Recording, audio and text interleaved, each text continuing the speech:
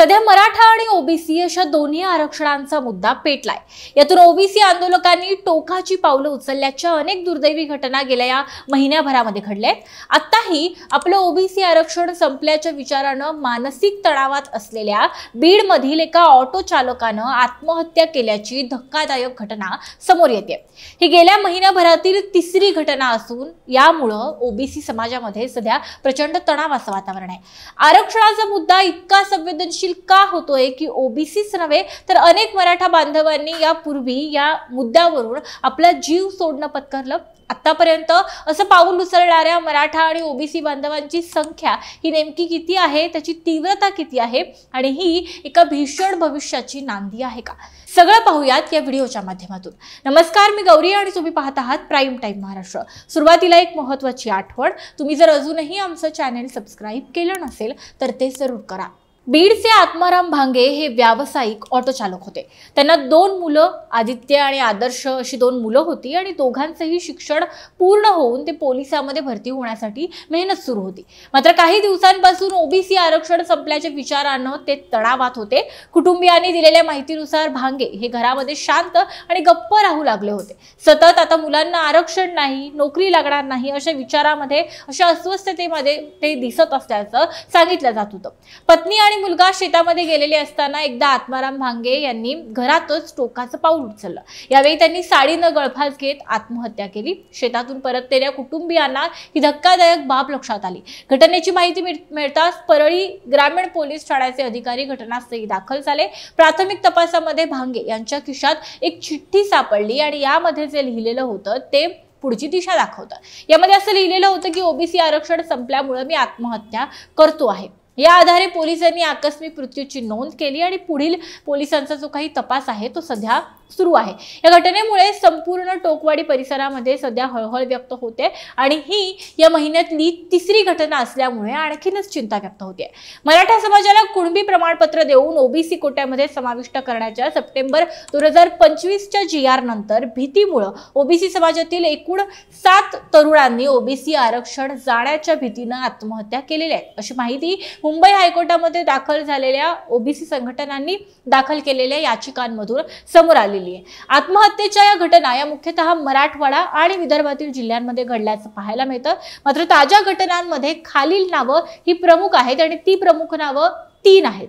September या पूर्वी या एकाच महिन्यामध्ये जर आता आत्माराम भांगे यांची आपण आत्महत्या पाहिली ती तिसरी होती, परंतु यापूर्वी 2 आत्महत्या अशा घडलेल्या आहेत। 11 सप्टेंबरला लातूर जिल्ह्यातील रेणापूर तालुक्यातील वागंदरी येथील 35 वर्ष ओबीसी तरुणानं भरत कराड यांनी ओबीसी आरक्षण धोक्यात आलं असं म्हणत मांजरा नदी पात्रामध्ये उडी मारून आपलं जीवन संपवलं। कराड यांनी आपल्या सुसाईड नोटमध्ये असं म्हटलं की महाराष्ट्र सरकारने जर मराठा समाजाला हैदराबाद गॅझेट लागू केलंय त्यामुळे ओबीसींचं कायमस्वरूपी आरक्षण हे धोक्यात आलेलं आहे आणि याच भीतीतून त्यांनी ही आत्महत्या केली। तर धाराशिव जिल्ह्यातील वाशी तालुक्यातील सारोळा मांडवा गावामध्ये 55 वर्षीय शेतकऱ्यानं गळफास घेऊन आत्महत्या केल्याची घटना समोर आली। मयत शेतकऱ्याचं नाव हे माणिकराव डोईफोडे असं आहे आणि ओबीसी आरक्षण जाणार याच विवंचनेतून यांनी सुद्धा आत्महत्या केल्याचा दावा त्यांच्या नातेवाईकांनी केला होता। त्यामुळे आत्ताची जी आत्माराम भांगे यांची घटना आहे बीड मधली ही तिसरी आत्महत्येची घटना म्हणावी लागणार आहे। या पूर्वीच्या काळामध्ये म्हणजेच मंडल आयोगाच्या दरम्यान 1990 सालच्या दरम्यान मध्ये काही आत्महत्या झालेल्या होत्या। मात्र त्याही आत्महत्या जर आपण पाहिल्या तर त्याची महाराष्ट्रातील संख्या ही फारच कमी होती। अगदी 10-20च्या घरामध्ये ही संख्या होती। राष्ट्रीय पातळीवर या आत्महत्यांचं प्रमाण हे वाढत होतं, परंतु ओबीसी आत्महत्यांचं जर एकूण प्रमाण पाहिलं महाराष्ट्रातलं तर ते कमी होतं आणि आता पुन्हा या आत्महत्यांचं सत्र सुरू झाल्याचं पाहायला मिळतात। ओबीसी आरक्षणासाठीच्या आत्महत्यानंतर आता आपण बोलूयात मराठा आरक्षणाच्या संदर्भात बांधवांनी केलेल्या आत्महत्यांकडे। मराठा आरक्षणाची मागणी मुख्यतः 2016 पासून जोर धरू लागलेली आहे आणि या पार्श्वभूमीवर मुख्यतः 2018, 2023 आणि 2024 साली बऱ्याच मराठा तरुणांनी आत्महत्या केल्याचं पाहायला मिळतं।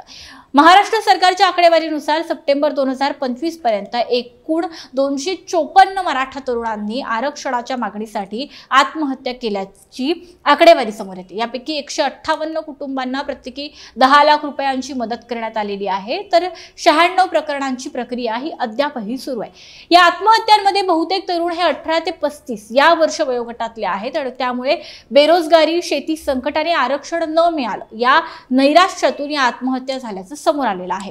2016 ते 2022 या काळामध्ये मराठा क्रांती मोर्चा दरम्यान सुमारे 100 तरुणांनी आत्महत्या केल्याची माहिती समोर येते। हे तरुण मुख्यतः मराठवाड्यातील म्हणजेच बीड, लातूर आणि छत्रपती संभाजीनगर मध्ये होते अशी माहिती मिळते। तर 2023 सालच्या ऑक्टोबर-नोव्हेंबर महिन्यामध्ये अवघ्या 12 दिवसांमध्ये तब्बल 19 मराठा तरुणांनी, मराठा आंदोलकांनी आत्महत्या केल्याची नोंद आहे।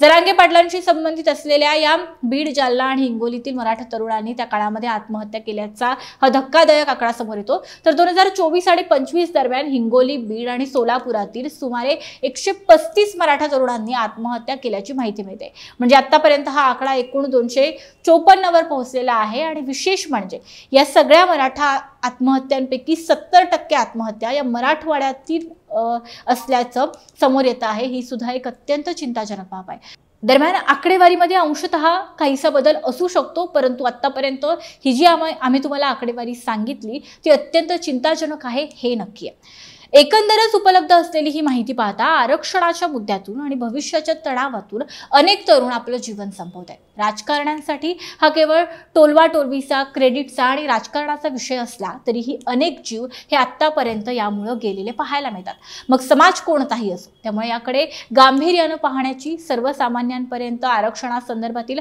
सगळी माहिती, सगळ्या GR संदर्भातील माहिती ही अधिकृतपणे पोहोचवण्याची अत्यंत गरज आहे, जेणेकरून कुठलाही गैरसमज निर्माण होणार नाही, कुठलाही तणाव हा निर्माण केला जाणार नाही आणि अशा पद्धतीच्या घटना या वारंवार घडणार नाहीत।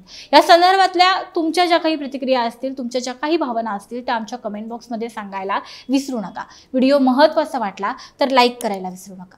धन्यवाद।